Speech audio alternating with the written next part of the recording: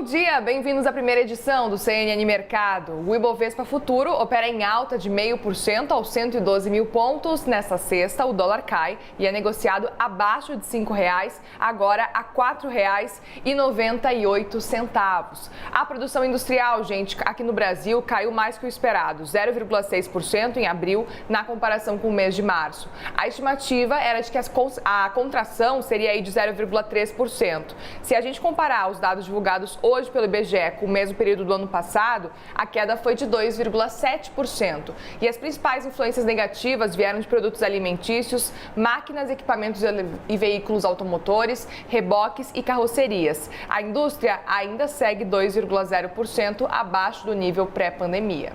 E atenção, porque agora, 9h30 da manhã, sai também outro número muito importante lá fora. O payroll sobre o emprego nos Estados Unidos. É o dado mais relevante da semana por lá e vai ajudar o Federal Reserve com a definição dos juros. As principais apostas indicam que o Fed vai parar de aumentar os juros já em junho. E o payroll vai dizer então se o mercado continua forte no mês de maio, mesmo com as últimas altas de juros e também da inflação.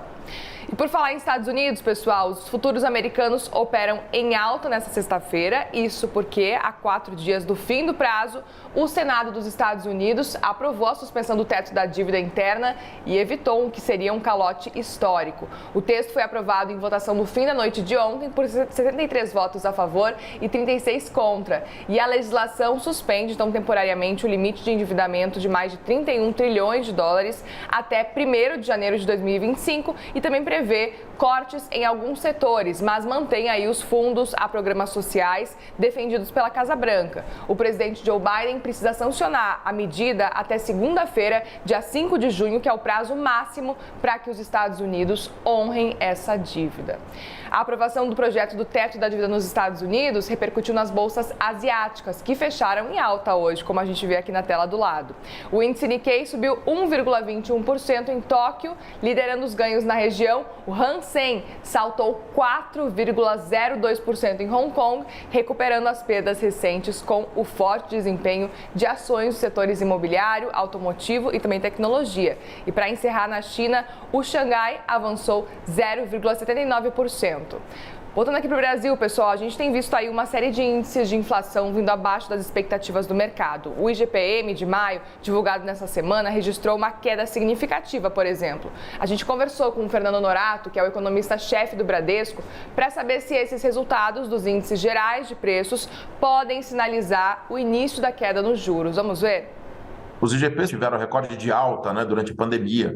A guerra, atrapalhou, a guerra da Ucrânia, com a Rússia, a falta de semicondutores, tudo isso criou um quadro em que os preços no atacado subiram muito.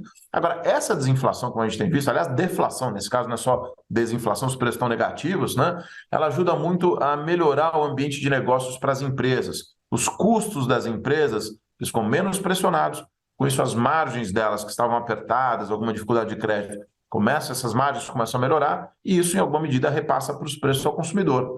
A gente tem visto o IPCA, na parte de bens, especialmente bens industriais, cedendo em linha com o que aconteceu, o que tem acontecido com o GPM. O Banco Central tem as decisões do Copom dos próximos meses. Eu acho que uma vez equacionado o tema da meta de inflação, que é a reunião do CMN do dia 29 de junho. Eu acho que essa é disparada a data mais importante do calendário brasileiro agora, das próximas semanas. Então, definida a meta de inflação dia 29 de junho, eu acredito que o corte de juros possa começar nas reuniões de agosto ou setembro já, até algum alívio.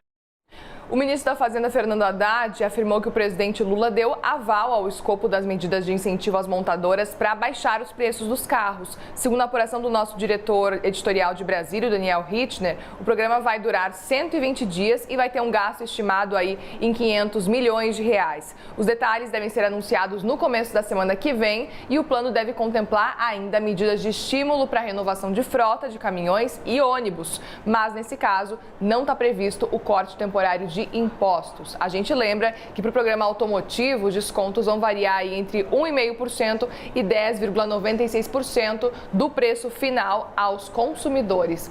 O nível de produção, de deduções, na verdade, depende de 3 fatores: de preço, eficiência energética e densidade industrial aqui no país. O CNN Mercado vai ficando por aqui, mas eu volto 12h25 com todas as atualizações do mercado de hoje. A Elisa Vec está chegando com o Live CNN.